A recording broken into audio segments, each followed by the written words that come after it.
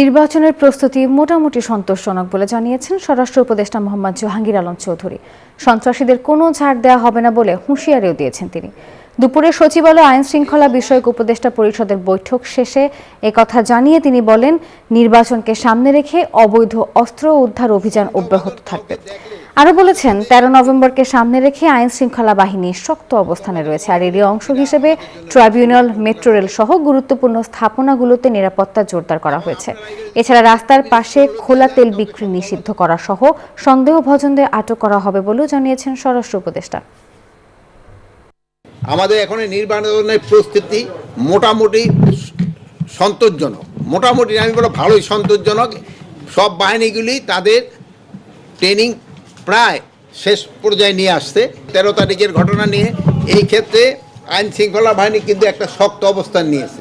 এবার এরা একটা শক্ত অবস্থানে থাকবে এবং পরিস্থিতি নর্মাল থাকবে, কোনো ধরনের কোনো আশঙ্কা এখানে নাই।